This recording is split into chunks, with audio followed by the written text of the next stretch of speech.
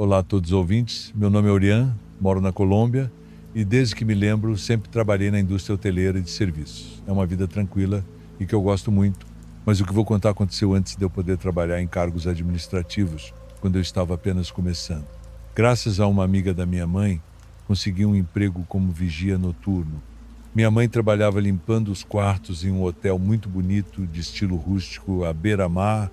Rústico, mas só na aparência, era um hotel muito caro, exclusivo, longe de tudo, com um restaurante excelente. Basicamente, era o tipo de lugar para pessoas que queriam escapar de tudo e não precisavam sair de lá. Os quartos não tinham TV e alguns nem sequer internet, mas todos eles tinham vista e som do mar. Eu já tinha tentado trabalhar lá, mas a equipe era muito pequena e bem preparada. Eles selecionavam pessoas com experiência em outros hotéis, quase ninguém novo.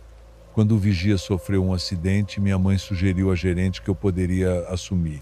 Eu era grande e daria uma aparência de segurança aos hóspedes. Apesar dos meus 20 anos, a gerente, uma francesa de expressão séria e um espanhol melhor que o meu, me entrevistou e algo em mim a agradou. Apesar de eu não ter o perfil, ela me disse para me apresentar naquela mesma noite.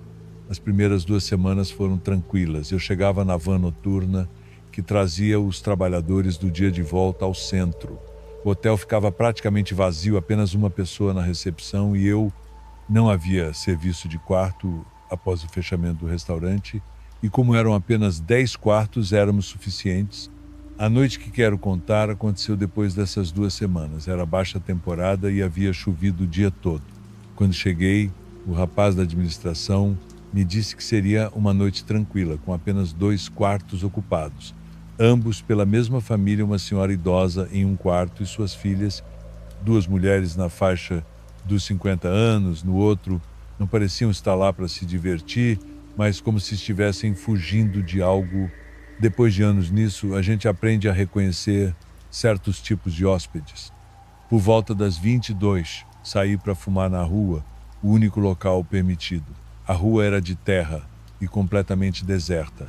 A única iluminação vinha de algumas luzes decorativas da fachada do hotel. Subitamente, o encarregado me chamou pelo rádio, dizendo que a senhora idosa havia saído para a praia. A praia em frente ao hotel é perigosa, com muitas valas e uma correnteza forte.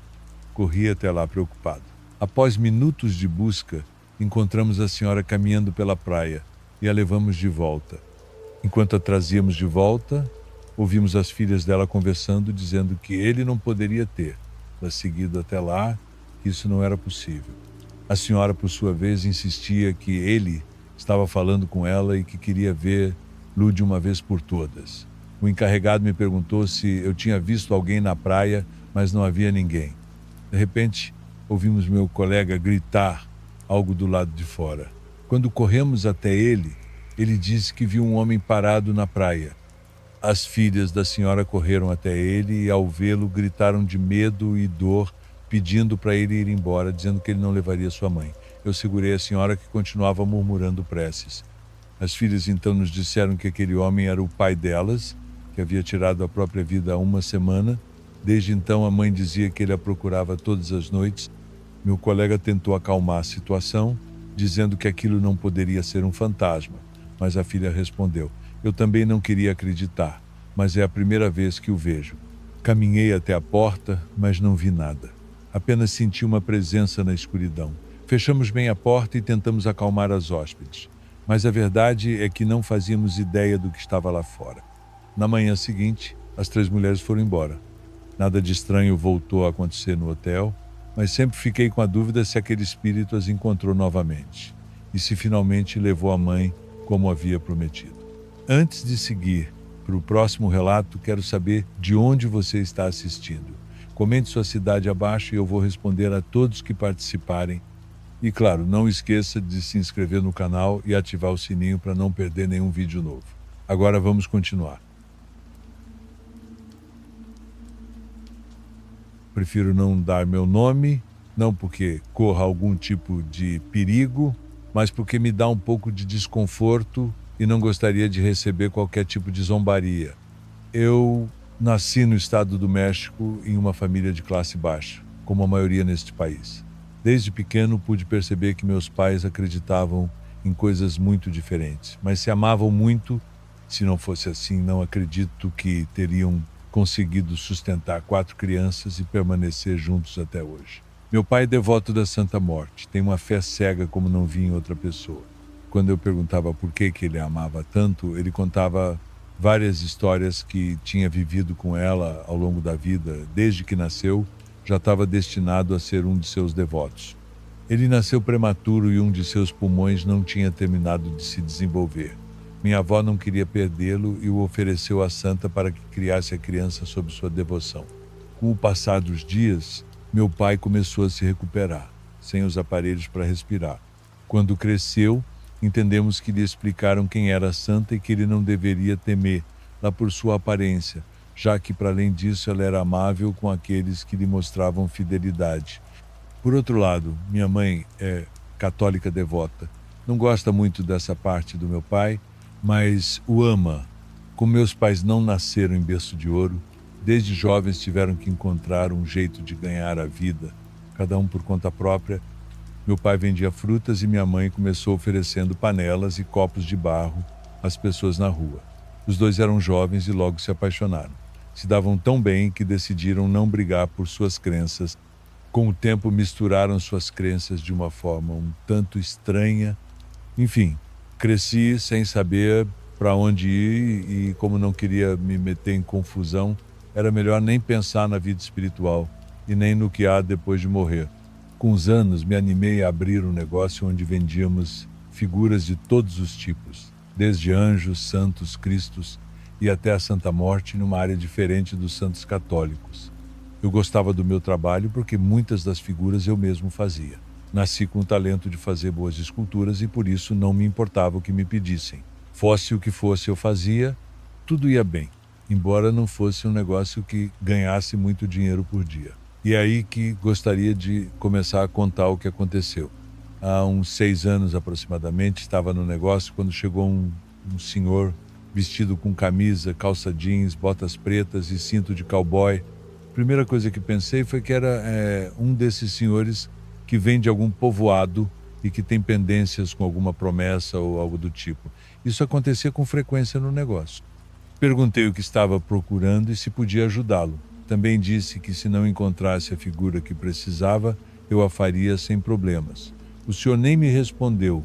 Ele percorreu toda a loja e depois de uns 15 minutos se aproximou para me dizer: "Olha, filho, vim aqui porque um amigo me recomendou seu trabalho. Queria ver primeiro se você é bom." Sem rodeios, ele disse: "Quero uma Santa Morte, mas não para mim, é para o meu patrão. Como ele é muito exigente, vou te dizer como ele quer."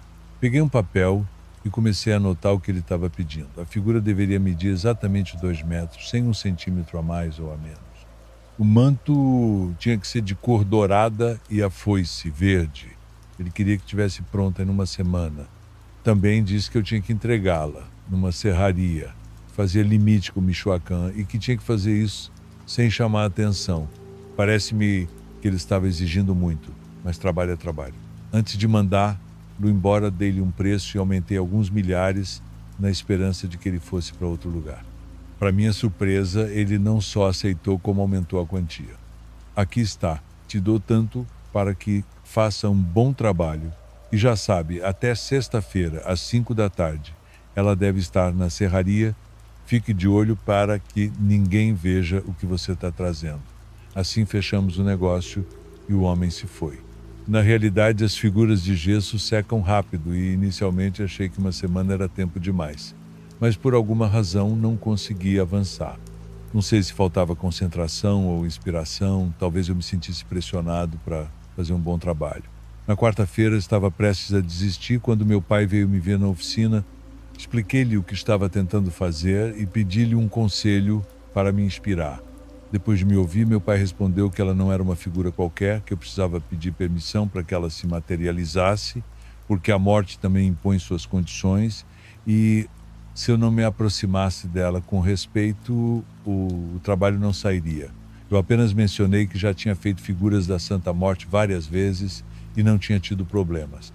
Meu pai respondeu que esta figura já estava carregada e que também tinham intenções. Por isso, eu tinha que oferecer algo em troca para obter um bom resultado. Fomos comprar cigarros, doces e flores.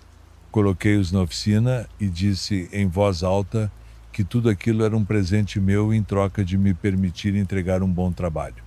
Trabalhei a noite toda e quando os primeiros raios de sol apareceram, já estava terminada. Passei toda a quinta-feira nervoso, mas não ousei deixá-la sozinha. Meu pai me ajudou a conseguir uma caminhonete daquelas usadas para transportar gado. Deixei-a limpa e coloquei a figura dentro, para garantir que ninguém a visse. Amarrei bem e meu pai e eu fomos para a serraria, no limite com Michoacán.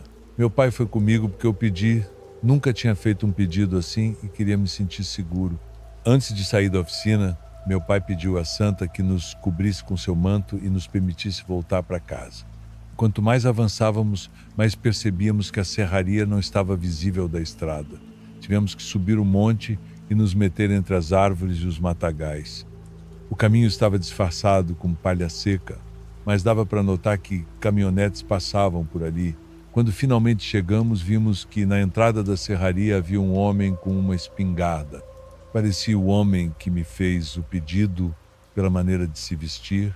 Comecei a ficar nervoso, mas meu pai me segurou pelo ombro e disse para não me preocupar, que tínhamos que descer e ver o que nos diziam. Assim que saímos da caminhonete, o homem se aproximou, segurando a arma e perguntando o que queríamos. Com um pouco de medo, respondi que um senhor tinha dado um trabalho por uma estátua. Foi então que percebi que não tinha perguntado seu nome, nem ele tinha me dado. Comecei a pensar que isso seria um problema, quando o homem respondeu que sim, que deveríamos esperar ali. Perguntei se precisávamos de ajuda ou se podíamos fazer sozinhos. Podemos fazer sozinhos, respondeu meu pai. Com muito cuidado, retiramos a lona e a estátua. Não sei porquê, naquele momento a desconheci. Não parecia nenhuma das estátuas que eu tinha feito antes, e mesmo que pareça bobagem, juro que quando a observei bem, senti que estava viva. Meu pai e eu a carregamos até a porta. O homem nos disse para passarmos e ficou do lado de fora como guarda. Se já estava assustado, quando entrei, senti que meu sangue ia ao chão. Lá dentro havia, no máximo, 50 tábuas de madeira em um canto. Aquilo não era uma serraria. O restante do galpão estava cheio de homens com armas longas, como as que usam no exército. Não sei muito sobre armas, então não posso dizer quais eram, mas acho que podem imaginar do que estou falando. Sem exagero, eram uns 40 homens armados que nos olharam fixamente. Finalmente chegaram, disse um deles. Quem mandou aqui? Ele nos indicou um espaço onde havia um tapete vermelho. Meu pai e eu colocamos a estátua lá, sem dizer sequer uma palavra. Não sei se os homens perceberam, mas minhas mãos estavam tremendo. Pensei que uma vez que a colocássemos, nos metralhariam. Por um momento, fechei os olhos e comecei a ouvir coisas estranhas, como gemidos que vinham de debaixo da terra. Outro homem se aproximou de nós e nos deu um envelope. Dentro estava o dinheiro que acertei com o senhor que fez o pedido. Agradecemos. E antes de sair pela porta, quem entregou o dinheiro nos disse: já sabem, aqui ninguém viu nada. Não se preocupe, respondeu meu pai. Aqui não vimos nada. Subimos na caminhonete e me mantive o mais tranquilo possível até chegarmos à estrada de volta ao estado do México. Não aguentei mais e desci para vomitar. Tive vontade de chorar e gritar. Meu corpo tremia e senti que faltava ar. Meu pai também desceu e acendeu um cigarro. Ficamos um tempo sem dizer nada, até que finalmente ele foi quem falou. Já desconfiava de algo assim. O trabalho que te deram é para que a santa traga dinheiro para os negócios, e a cor verde é para ajudar a não ter problemas com a lei. Não quis te dizer porque poderia desistir, e teria sido pior, filho. Os compromissos que se fazem com a santa se cumprem ou se cumprem. Para ser sincero, o que eu tinha pensado era que talvez estivessem cortando árvores ilegalmente, como acontece em muitos lugares. Pensei que isso lhes dava dinheiro e que por aí ia a coisa. Depois meu pai me perguntou se eu não tinha percebido. Percebido o quê? Respondi. Muitos dos que estavam lá estavam protegendo algo ou queriam esconder algo. De relance, percebi que estavam guardando um buraco, ele me disse. Ouvi gemidos que vinham debaixo da terra, respondi. Ele ficou quieto. Quando já nos sentíamos melhor, voltamos a subir na caminhonete. Decidimos não contar nada para minha mãe, para não preocupá-la. Guardei isso como um segredo até hoje. Não me fizeram um pedido igual e espero que não o façam, pois agora sou devoto da Igreja Católica. Optei por seguir os conselhos de minha mãe e seguir suas crenças. Foi o melhor a se fazer.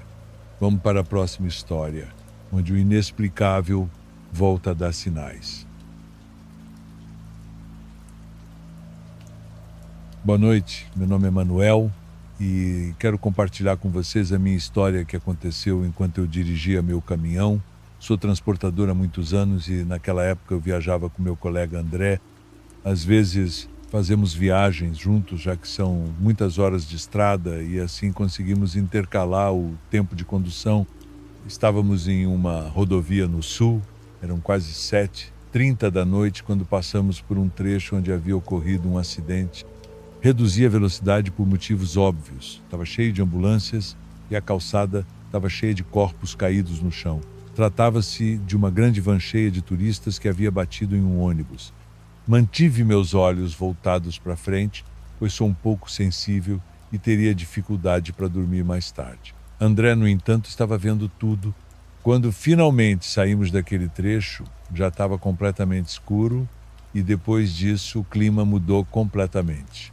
Havia uma energia muito negativa no ar.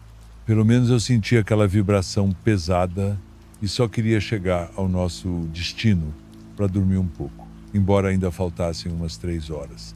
Depois de cerca de 40 minutos, enquanto André estava adormecido, avistei alguém pedindo socorro na estrada.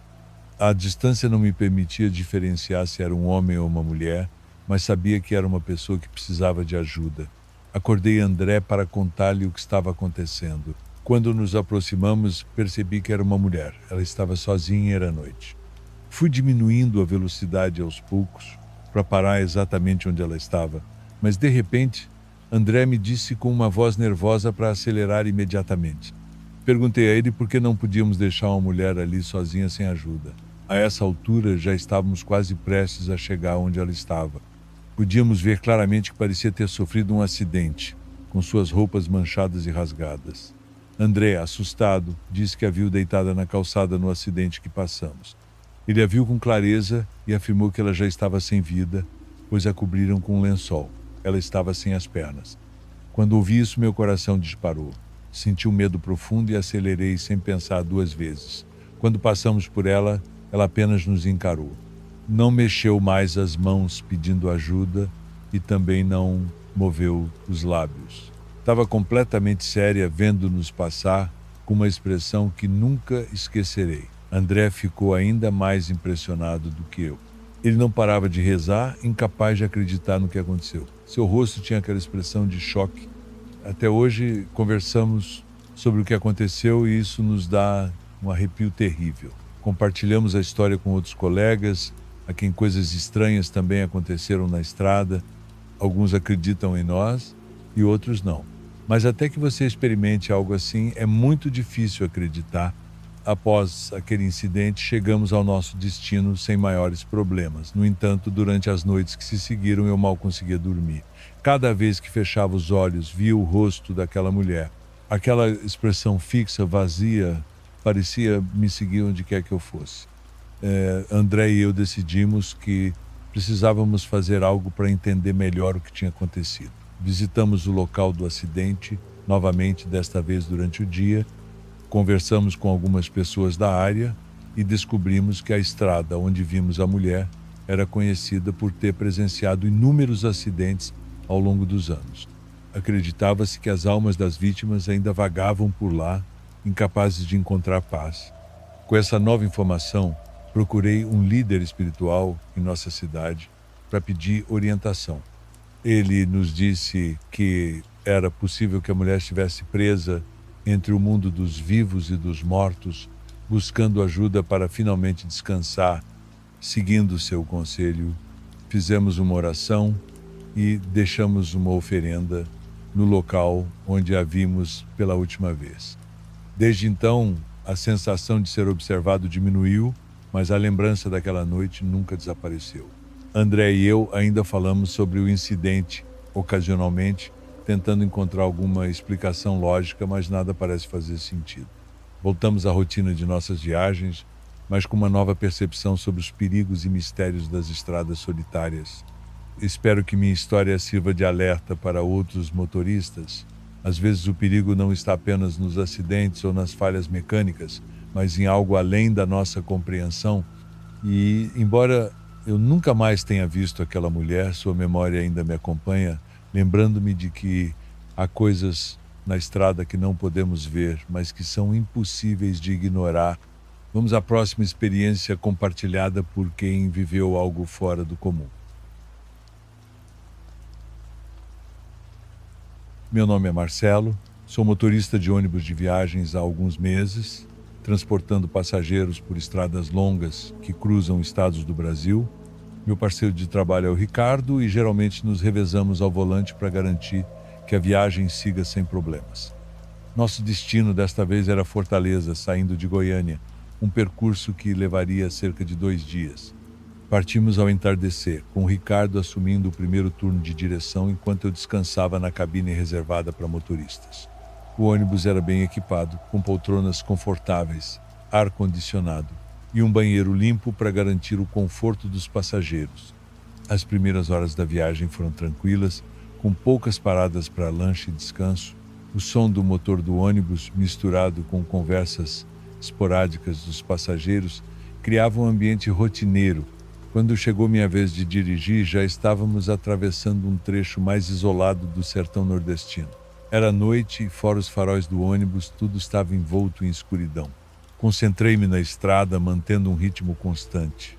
Os passageiros dormiam ou estavam entretidos com seus celulares e livros.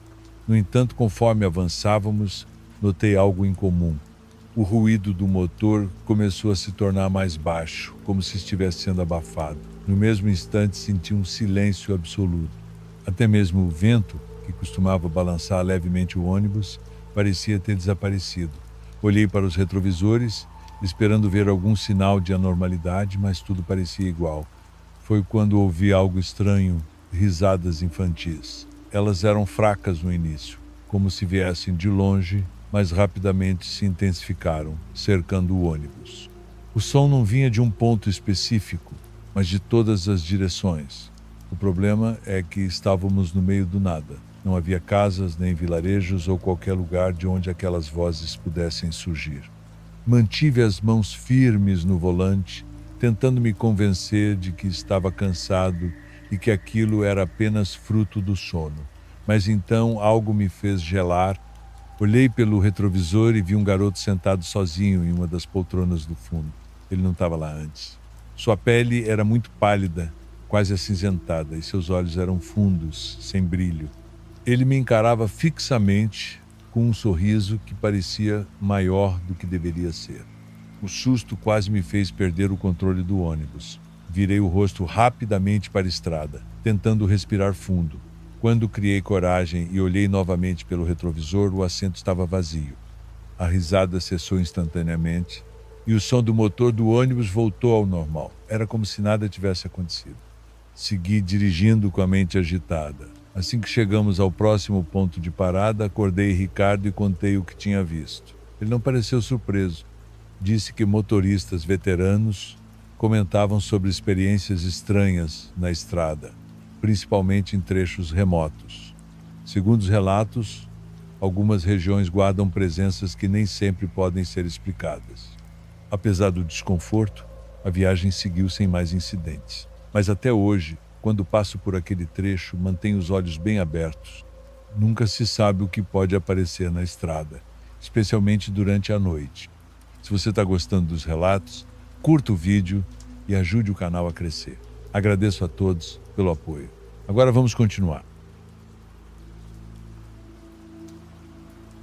Moro em um condomínio de luxo em São Paulo, no último andar de um prédio elegante e moderno. Costumava ser uma rotina tranquila, sem nenhum motivo para me preocupar. Mas nos últimos meses, a sensação de que algo não estava certo começou a se instalar, especialmente durante as viagens solitárias de elevador. Tudo começou de forma sutil, quase imperceptível, mas com o tempo os eventos se tornaram mais perturbadores e comecei a questionar minha própria sanidade. A primeira vez que senti algo diferente foi numa noite comum, voltando para casa depois de um dia longo. Quando as portas do elevador se fecharam, senti um frio súbito. A temperatura no interior da cabine parecia ter caído instantaneamente e uma sensação de desconforto se apoderou de mim. Olhei ao redor, sem entender o que estava acontecendo, mas não havia nada visível que explicasse aquela mudança. Quando o elevador chegou ao meu andar, corri para o apartamento, um pouco constrangido com meu próprio nervosismo. Nas noites seguintes, a sensação persistiu. Era como se a cabine do elevador, que sempre fora apenas um meio de transporte diário, tivesse adquirido um peso diferente, uma presença que me incomodava profundamente. Passei a evitar olhar para o espelho do elevador, onde o reflexo me parecia diferente do habitual, como se algo espreitasse atrás de mim, apenas fora do campo de visão. Certa noite, enquanto descia sozinho, algo inesperado aconteceu. O elevador travou abruptamente entre o quinto e o sexto andar, e as luzes se apagaram. Fiquei no escuro, com apenas a lanterna fraca do meu celular para me orientar. A luz da tela tremeluzia, e eu podia jurar que percebia uma sombra se movendo ao meu redor, algo que não pertencia ao espaço confinado. Minha respiração ficou pesada, e o silêncio do prédio tornou-se opressor. Tentei me acalmar, apertando o botão de emergência, mas a sensação de que algo estava ali comigo só aumentava. Quando finalmente o elevador voltou a funcionar e as portas se abriram no saguão, senti um alívio imediato, mas essa paz foi rapidamente substituída por uma angústia persistente que me acompanhou de volta ao apartamento. Comentei o ocorrido com minha esposa, mas ela riu, dizendo que eu devia estar sobrecarregado de trabalho. Decidi não insistir no assunto, evitando ser motivo de chacota. As coisas continuaram e eu tentei ignorar os eventos estranhos. Mas havia algo no elevador, algo que parecia ganhar força toda vez que eu entrava sozinho. Certa vez, ao voltar para casa tarde da noite, percebi, no reflexo do espelho, uma silhueta pálida se formar atrás de mim. Meu coração acelerou e virei-me rapidamente, mas não havia ninguém. O espaço estava vazio, apenas eu e meu reflexo perturbado.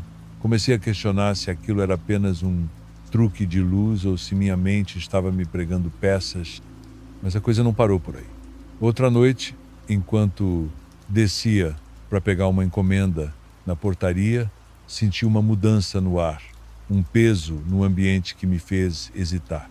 O elevador começou a descer e, de repente, os andares passaram devagar demais. Quando parou no terceiro andar, mesmo sem eu ter pressionado o botão, as portas se abriram para um corredor vazio e mal iluminado. Por algum motivo, senti uma atração inexplicável para sair e verificar o que estava acontecendo. Meu corpo se movia quase sem controle, e quando dei um passo para fora da cabine, um som baixo, como um suspiro distante, percorreu o corredor. Voltei correndo para dentro do elevador e bati repetidamente no botão do meu andar. As portas se fecharam lentamente e o elevador finalmente subiu.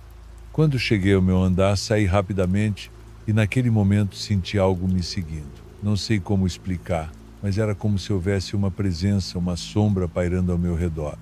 Os dias se transformaram em semanas e as experiências estranhas continuaram, sempre quando eu estava sozinho no elevador. Quando minha esposa ou familiares me acompanhavam, tudo parecia normal, mas bastava eu ficar sozinho para que aquela sensação de desconforto retornasse, como se algo me observasse esperando o momento certo para se manifestar. Passei a evitar o elevador à noite, optando por subir as escadas, mesmo que isso significasse um esforço a mais. Mas uma noite, voltando para casa tarde do trabalho, acabei cedendo ao cansaço e entrei no elevador. Apertei o botão do meu andar e me recostei na parede, tentando relaxar. De repente, as luzes da cabine começaram a piscar e o elevador parou entre o 10º e o 11º andar. Fiquei ali no escuro, com o som da minha respiração preenchendo o vazio. Peguei o celular e ativei a lanterna, mas a bateria estava quase acabando e a luz era fraca. Foi então que percebi algo refletido no espelho. Não era uma imagem nítida, mas parecia se mover, se aproximar. Me virei instintivamente, mas não vi nada ali. A sensação de pânico se instalou. Apertei todos os botões tentando fazer o elevador se mover novamente, mas nada acontecia. De repente ouvi um ruído baixo, um som que parecia vir das paredes, quase como um lamento abafado. Quando as luzes voltaram O elevador subiu com um tranco e eu saí correndo assim que as portas se abriram no meu andar. Desde então evito ao máximo usar o elevador. Quando estou sozinho, sempre escolho as escadas, mesmo que isso signifique descer 10 andares. A sensação de que algo me acompanha naqueles momentos de isolamento nunca foi embora, e por mais que eu tente ignorar, a presença parece mais real a cada dia. Continuo morando no mesmo condomínio, convivendo com essas experiências. Não tenho uma explicação para o que aconteceu, mas sei que não estou imaginando. Há algo no elevador, algo que só se manifesta quando estou sozinho. Se você curte esses relatos, deixa o like e se inscreve no canal. Isso me ajuda demais a continuar. Eu sempre me considerei uma pessoa racional, alguém que não se deixa levar por histórias de terror ou lendas urbanas. Como socorrista, lido com situações extremas todos os dias, muitas vezes enfrentando o que a maioria das pessoas nem imagina. Já vi muita coisa em comum, coisas que fariam qualquer um duvidar da própria sanidade, mas sempre consegui manter a cabeça fria e racionalizar o que estava vendo, até uma noite que me fez questionar tudo o que eu acreditava. Era uma madrugada fria e silenciosa, com a chuva batendo forte nas janelas da base. O rádio chiou, quebrando o silêncio da noite, e o operador de plantão fez a chamada. Um homem de cerca de 50 anos havia desmaiado na rua em um bairro afastado, conhecido por ser um local perigoso à noite, com ruas vazias e pouca iluminação. A adrenalina já começava a bater. Eu e minha equipe saímos rapidamente, cientes do risco, mas sempre prontos para qualquer coisa. Chegamos ao local e o cenário era desolador. O homem estava caído na calçada, sem nenhum sinal de vida visível. Seus olhos estavam fechados, sua respiração inexistia e sua pele estava fria e pálida. A situação era grave, mas sabíamos o que fazer. Começamos os procedimentos de reanimação e logo colocamos na ambulância. A cidade estava deserta, com a chuva intensificando ainda mais o ambiente sombrio. Durante o trajeto até o hospital, percebi algo estranho. O homem, que parecia completamente inconsciente, de repente abriu os olhos. Ele me encarou com um olhar fixo, penetrante, como se estivesse me observando de maneira profundamente intencional. Aquilo me deixou desconfortável. O homem não disse nada, mas a intensidade de seu olhar fazia parecer que ele sabia quem eu era, como se me reconhecesse. Ele não reagia a nada ao seu redor, mas o olhar estava ali, imutável. Tentei falar com ele, mas ele não respondeu.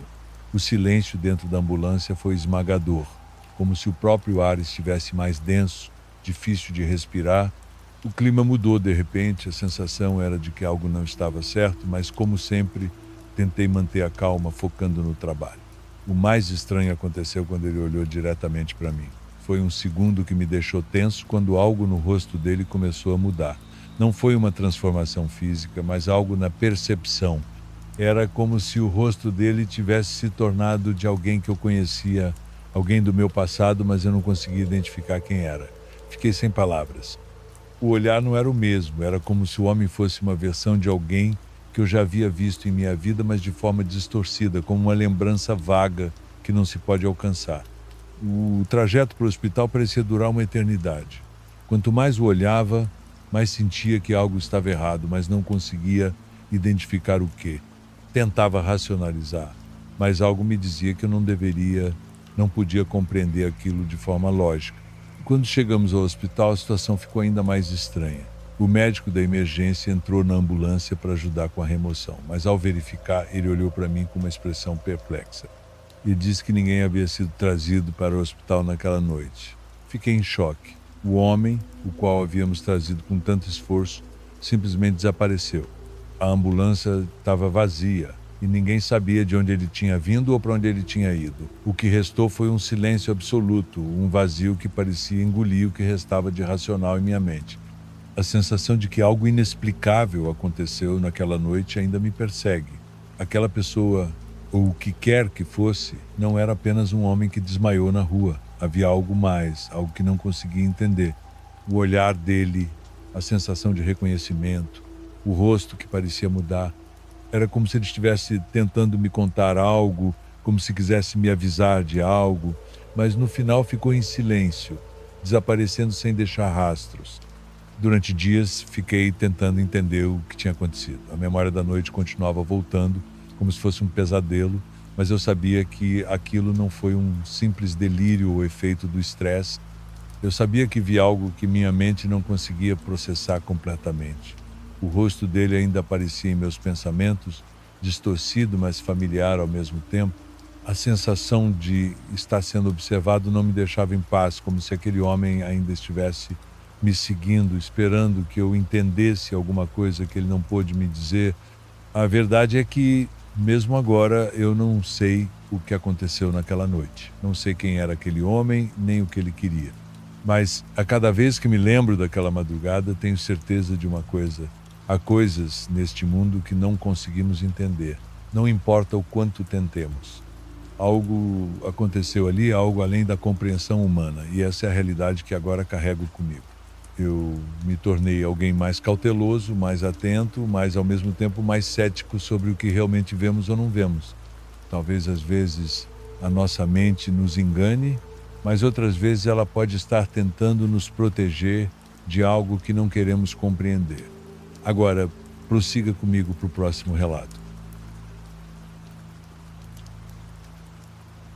Meu nome é Luísa e estou no último ano de arquitetura. A faculdade, para mim, é quase uma segunda casa, especialmente por causa das noites em que fico até tarde finalizando projetos. Já me acostumei a trabalhar sozinha no silêncio. Apenas o som distante dos poucos que ainda circulam pelos corredores. Mas uma noite em particular mudou minha relação com o prédio. Desde então, nunca mais consegui olhar para ele do mesmo jeito. Era uma sexta-feira e, como de costume, fiquei até mais tarde para adiantar um projeto que deveria ser entregue na semana seguinte. Quando finalmente terminei, percebi que o campo estava praticamente deserto. Os corredores vazios tinham um eco distante e as luzes fluorescentes lançavam sombras longas no chão. Guardei minhas coisas e decidi pegar o elevador para descer até o estacionamento no subsolo. Quando entrei na cabine, notei que uma das lâmpadas no teto piscava, lançando uma luz fraca e incômoda sobre as paredes. Apertei o botão para o subsolo e esperei que o elevador descesse, mas em vez disso ele começou a subir lentamente. Os números no painel subiam até pararem no sexto andar. Lembrei que aquele andar estava em reforma e deveria estar fechado. Era estranho o elevador parar ali, mas as portas se abriram de qualquer maneira, revelando um corredor escuro, parcialmente coberto por lonas plásticas que balançavam suavemente, como se um vento imperceptível passasse por ali. Do lado de dentro do elevador, tentei apertar o botão para fechar as portas, mas nada acontecia. Elas permaneceram abertas, como se me convidassem a sair, mas algo em mim gritava que eu não devia. A sensação de que havia algo ali, além de mim, começou a crescer. Olhei para o corredor novamente e, por entre os plásticos pendurados, vi um movimento leve. Uma sombra que parecia se deslocar sem pressa, como se espreitasse. Foi então que um som de passos chegou aos meus ouvidos. Não eram passos apressados, mas vagarosos, arrastados, ecoando naquele espaço que deveria estar vazio. Meu coração disparou e uma onda de pânico me atingiu com força. Apertei o botão para o térreo repetidamente e por um instante os passos cessaram, mas a sensação de estar sendo observada continuava. As portas do elevador finalmente se fecharam com um baque forte e o elevador começou a se mover. À medida que descia, as luzes no interior da cabine continuavam a piscar, lançando breves clarões que faziam o espaço parecer mais estreito, como se as paredes se fechassem ao meu redor. Em meio ao silêncio, um som fraco começou a surgir, algo que parecia um lamento distante vindo das profundezas do próprio elevador. Era como se uma voz abafada estivesse sendo emitida do interior das paredes. Apesar de não conseguir distinguir o que dizia, o som carregava uma sensação de desconforto profundo, como se estivesse carregado de uma tristeza amarga. Quando o elevador finalmente chegou ao subsolo, as portas se abriram com um leve rangido e a sensação de alívio foi quase instantânea. Saí apressada da cabine, sem olhar para trás, e me dirigi ao carro. As mãos tremiam enquanto eu destrancava as portas e só quando liguei o motor e me afastei do prédio foi que consegui respirar com mais tranquilidade. Tentei racionalizar o que havia acontecido, atribuindo tudo ao cansaço e à minha imaginação. No entanto, havia algo naquela noite que não saía da minha cabeça. No dia seguinte, comentei o ocorrido com alguns amigos. Foi quando soube da história sobre o sexto andar. Diziam que, durante uma obra nos anos 80, um dos operários havia caído de uma altura significativa e morrido no local. Desde então, muitos trabalhadores das reformas relatavam eventos estranhos, como ferramentas se movendo sozinhas, sons inexplicáveis e até visões de sombras que atravessavam os corredores vazios. Ri dá ideia, tentando afastar a possibilidade de algo realmente sobrenatural ter ocorrido. Mas uma parte de mim não conseguia esquecer o que tinha visto e sentido. As semanas passaram e eu evitava o elevador sempre que podia, optando pelas escadas, mesmo que fosse mais cansativo. Porém, uma noite o medo que eu tentava ignorar voltou de forma avassaladora. Era tarde, mais uma vez, e eu estava sozinha na faculdade. Ao terminar meus estudos, peguei minha mochila e, sem pensar, entrei no elevador. Apertei o botão para o térreo, mas, para minha surpresa, o elevador subiu mais uma vez até o sexto andar. Desta vez, quando as portas se abriram, o corredor estava mais escuro que antes. O som de plástico roçando um no outro era nítido e um cheiro forte de poeira invadiu o elevador. Tentei novamente fechar as portas, mas os botões não respondiam. Olhei para o corredor e por um momento vi uma forma se mover rapidamente para fora de vista, escondendo-se atrás das lonas. Era como se algo estivesse brincando comigo, se revelando apenas o suficiente para me manter ali presa no medo. Meus dedos tremiam enquanto apertava os botões de todos os andares. Qualquer coisa para que o elevador se movesse. As portas finalmente se fecharam e a cabine começou a descer. Mas quando passou pelo quarto andar, o elevador parou abruptamente e as luzes se apagaram completamente. Fiquei em pé, na escuridão total, com apenas o som da minha respiração e o leve tremor do elevador parado.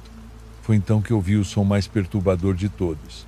Um roçar suave, como se algo estivesse subindo pelas paredes da cabine, arranhando o metal levemente. Me encolhi no canto do elevador, sentindo o desespero crescer. As luzes piscaram de volta e por um breve segundo eu vi uma sombra do outro lado da porta, um contorno humano, imóvel, como se estivesse à espreita. Antes que eu pudesse gritar, as luzes apagaram novamente e o elevador desceu com uma velocidade que fez meu estômago afundar. Cheguei ao térreo com as pernas bambas. Saí correndo para o estacionamento sem me atrever a olhar para trás. Depois daquela noite, nunca mais usei aquele elevador. Mesmo nos momentos em que passo perto dele, posso jurar que sinto uma mudança no ar, algo que faz o lugar parecer mais frio, mais denso. Não sei o que aconteceu naquele andar nos anos 80, mas sei que o que presenciei não foi uma simples ilusão. Hoje, evito ficar sozinha na faculdade até tarde. E sempre que escuto o som de plástico farfalhando, não importa onde esteja, lembro daquela noite do corredor sombrio do sexto andar, onde algo, seja lá o que for, parecia me esperar. Vamos à próxima experiência compartilhada por quem viveu algo fora do comum. Olá a todos. Quero compartilhar uma história que aconteceu comigo há alguns anos atrás. Eu era jovem e cheio de entusiasmo quando comecei a frequentar um terreiro na Bahia. Meu interesse pelo candomblé era genuíno, um misto de curiosidade e profundo respeito. Senti uma conexão especial com os rituais e com a energia do lugar, algo que me fazia retornar sempre em busca de conhecimento e de uma ligação mais forte com os orixás. Mas enquanto mergulhava nesse mundo espiritual, comecei a perceber que nem todas as forças presentes ali eram benignas. Havia algo que se manifestava durante as cerimônias, algo que parecia ter me escolhido. No início, a sensação era sutil, quase imperceptível. Durante as giras entre os cânticos e o som dos atabaques, eu sentia como se alguém chamasse meu nome. A princípio, ignorei, pensando que fosse fruto da minha mente dispersa ou do cansaço acumulado. Mas isso se repetiu em outras ocasiões. E com o tempo a sensação de estar sendo chamado se tornou mais persistente. Comentei com alguns dos mais velhos, mas ninguém parecia ter percebido nada fora do normal. Os olhares que me lançavam eram cheios de estranheza, como se eu estivesse começando a perder o discernimento. As semanas se passaram e a voz que antes era quase um sussurro distante tornou-se mais clara e com ela vieram promessas. Falava-me de poder, de riqueza e de tudo que um homem poderia desejar. Porém, as promessas tinham um preço e eu precisava seguir um caminho que desafiava os princípios do terreiro e os ensinamentos dos orixás. Era um caminho que levava à escuridão e eu sabia que ceder àquela tentação traria consequências. Mesmo assim, a voz parecia encontrar brechas em meus pensamentos, tentando corroer minha resistência. Eu buscava me manter focado nos rituais, fortalecer minha fé e afastar aquela presença insistente. Mas a entidade não desistiu de mim. Começou a me seguir fora do terreiro, manifestando-se em meus sonhos. Sonhava com ela quase todas as noites e, ao despertar, tinha a incômoda sensação de que algo me observava de perto, algo que me espreitava com uma intenção que eu não podia compreender. Era como se a própria sombra do meu quarto ganhasse vida. Minha resistência física e mental começou a se desgastar. Eu estava sempre cansado, abatido e incapaz de afastar aquela voz que, mesmo nos momentos de maior lucidez, não me deixava em paz. Tudo culminou em uma noite específica, quando estávamos no meio de uma cerimônia. O terreiro estava em plena vibração, a energia pulsava ao redor de todos e o som dos atabaques ecoava por cada canto do salão. Foi então que senti uma presença se aproximando de mim, envolvendo-me de uma forma que parecia me puxar para longe da realidade. Meu corpo começou a tremer descontroladamente. Não era o êxtase dos rituais, não era a energia dos orixás. Era algo diferente, algo que parecia invadir minha mente, forçando-me a ceder. A voz se tornou mais intensa, exigindo um sacrifício, prometendo poder além do que eu poderia imaginar. Era uma sensação sufocante, como se uma força tentasse me arrastar para um lugar sem retorno. Os outros perceberam que algo estava errado e correram para me ajudar, mas eu sentia como se estivesse preso em um pesadelo, incapaz de acordar. Enquanto meu corpo convulsionava, a voz tornava-se cada vez mais intrusiva, quase como um grito em minha cabeça. Ela pedia sangue, pedia vidas, e eu sentia minha própria vontade enfraquecendo. A escuridão começava a tomar conta da minha visão e por um momento achei que não conseguiria resistir. Mas no ápice da tormenta, um dos mais velhos do terreiro, invocando os orixás com toda a força de sua fé, conseguiu romper o transe. A entidade recuou e eu voltei a mim, deitado no chão, cercado por rostos preocupados e aliviados. Ao mesmo tempo, depois daquela noite, algo dentro de mim havia mudado para sempre. A voz continuava a me atormentar, mas agora era mais fraca, como se tivesse perdido parte de sua força. Ainda assim, eu sabia que ela esperava por uma nova oportunidade, por uma brecha para voltar a me assediar. Decidi me afastar do terreiro. Fiquei em casa, isolado, tentando me recuperar, mas nunca consegui esquecer o que aconteceu. Os relatos dos outros membros continuaram. Diziam que a presença perturbadora ainda se manifestava durante os rituais, buscando outra pessoa para tomar. Parecia que algo havia despertado naquela noite e não descansaria até encontrar o que queria. Nunca mais voltei ao terreiro e passei a evitar qualquer contato com o candomblé. A experiência havia me ensinado que, por mais que tentemos nos aproximar do sagrado, existem forças que se escondem nas sombras, aguardando por aqueles que se aventuram demais. E eu, na minha busca por respostas, acabei atraindo algo que jamais deveria ter sido provocado. Já teve alguma experiência parecida com essas? Comenta aí, quero saber se tem história sua também. E vamos para mais próximo relato. Meu nome é Felipe e trabalho como segurança em um prédio comercial no centro da cidade. Tenho turno da noite há alguns anos, então já me acostumei com a solidão e o silêncio das madrugadas. A maioria das noites é bem tranquila, sem grandes incidentes, apenas eu e o zelador de plantão cuidando para que tudo esteja em ordem. Mas uma noite, por volta das 2 da manhã, algo fora do comum aconteceu. Algo que até hoje me faz questionar a realidade do que vi. O prédio estava vazio, como de costume. Eu monitorava o painel das câmeras na sala de segurança, passando os olhos por cada andar sem ver nada além de corredores escuros e salas vazias. De repente percebi um movimento na tela. O elevador, que estava parado no térreo, começou a subir por conta própria. Fiquei olhando a tela, tentando entender o que estava acontecendo. Ninguém havia entrado no prédio nas últimas horas e o zelador estava no saguão, então não havia explicação lógica para aquilo. O elevador continuou subindo, parando apenas no 15º andar. As portas se abriram lentamente, permanecendo abertas por alguns segundos. Esperei que elas se fechassem, mas o elevador não se moveu imediatamente. Quando finalmente começou a descer, parecia se mover com uma lentidão estranha, como se algo estivesse impedindo sua descida normal. Decidi verificar. Peguei as chaves e subi pelas escadas, alcançando o 15º andar após alguns minutos.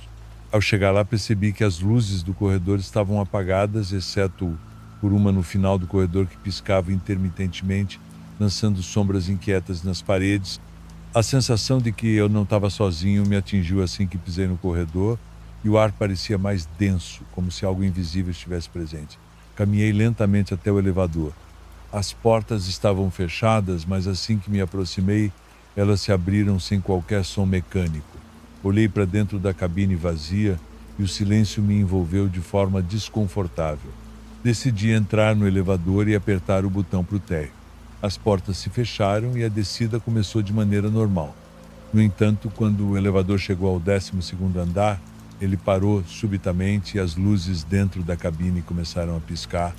Antes que eu pudesse reagir, as portas se abriram por conta própria, revelando um corredor vazio e escuro. Por um breve momento, tive a impressão de ver algo parado na penumbra, perto de uma das portas fechadas.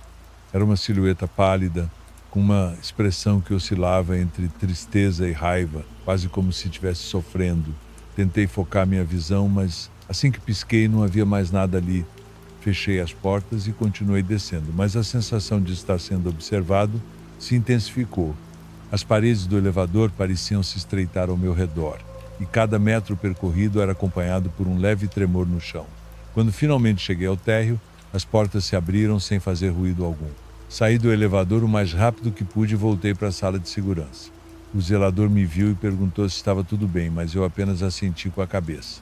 Não consegui explicar o que havia acontecido.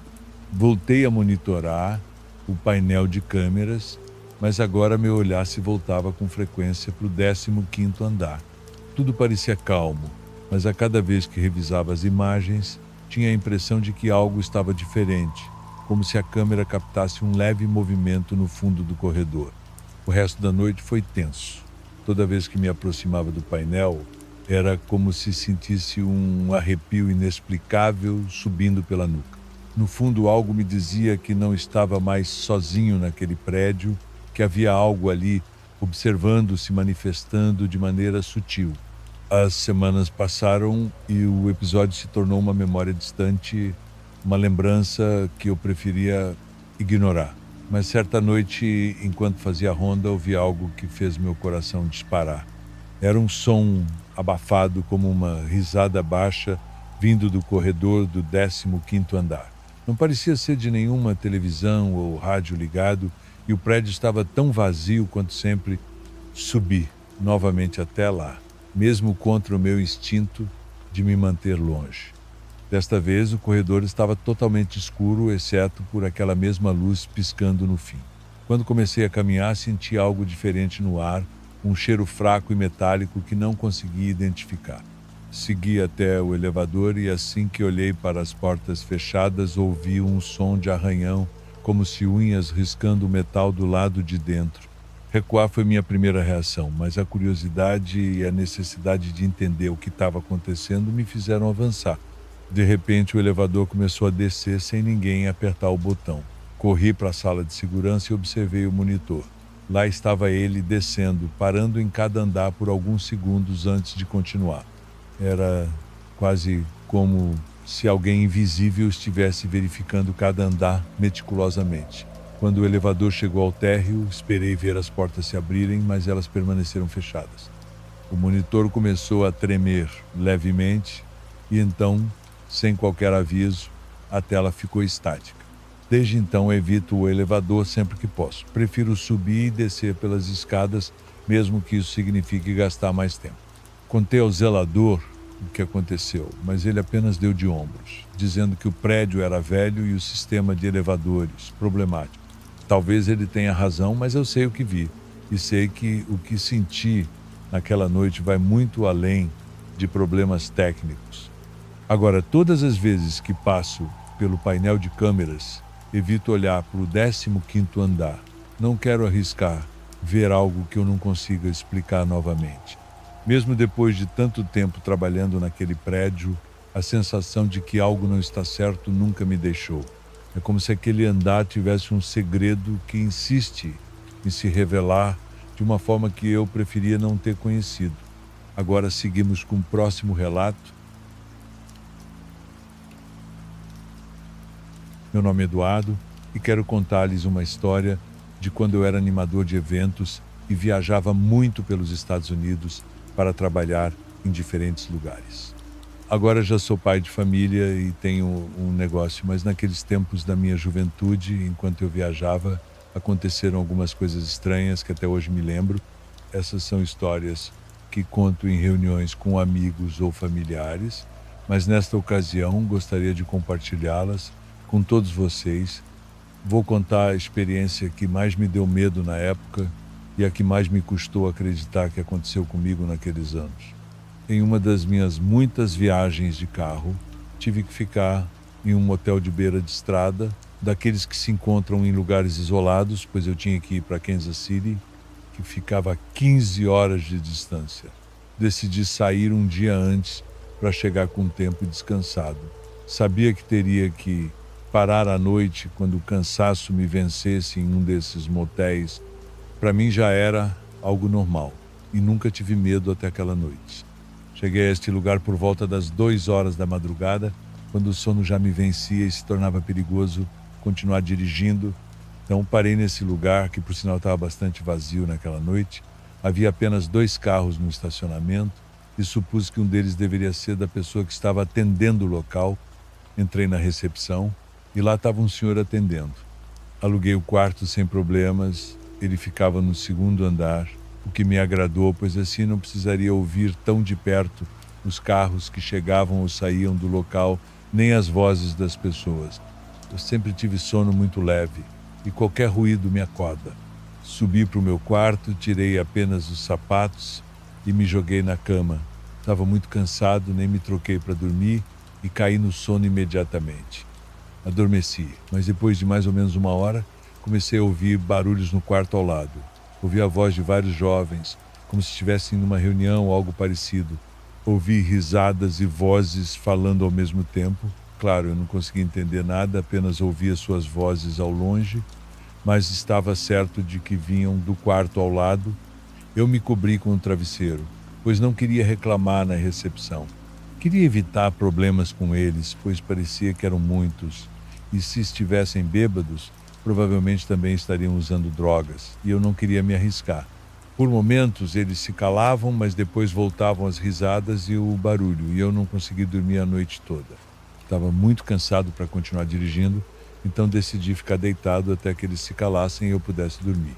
Mas isso não aconteceu até o amanhecer. Por volta das 6 da manhã, quando o sol estava nascendo, todo aquele barulho parou. Aproveitei para sair do quarto e olhar, pois talvez esses jovens já estivessem indo embora. Mas não vi ninguém, além de uma funcionária do motel varrendo o corredor do 2º andar. Era uma venezuelana. Eu a cumprimentei e ela respondeu ao cumprimento. Então me perguntou se estava tudo bem, ao que respondi que sim, embora tivesse passado uma noite muito ruim por causa dos jovens no quarto ao lado. Seu rosto ficou confuso e ela me disse que ninguém mais tinha ficado no motel na noite anterior, que o dono havia lhe informado que eu era o único hóspede e que ela deveria limpar meu quarto quando eu fosse embora. Eu respondi que talvez aqueles jovens tivessem entrado escondidos para fazer uma festa ali. Eu estava completamente certo de todo o barulho que fizeram na noite anterior, que nem me deixaram dormir, mas ela me disse que isso era impossível, pois o dono tinha câmeras de segurança em todo o motel e ele mesmo as monitorava a noite toda. Além disso, todos os quartos estavam trancados com chave e só eram abertos com o cartão que te dão quando você aluga um quarto. Mas minha insistência quase a convenceu, então ela desceu à recepção e voltou com um cartão que abria aquele quarto. eu esperava atrás dela. No momento de abrir a porta, esperando ver um desastre naquele lugar, latas espalhadas, móveis desordenados ou algo assim, mas o quarto estava impecável, como se ninguém o tivesse usado. Não havia janelas abertas, nem nada que indicasse que alguém tinha passado a noite ali. A senhora me disse que talvez eu tivesse sonhado, mas não. Eu estava certo de tudo que tinha ouvido naquela noite.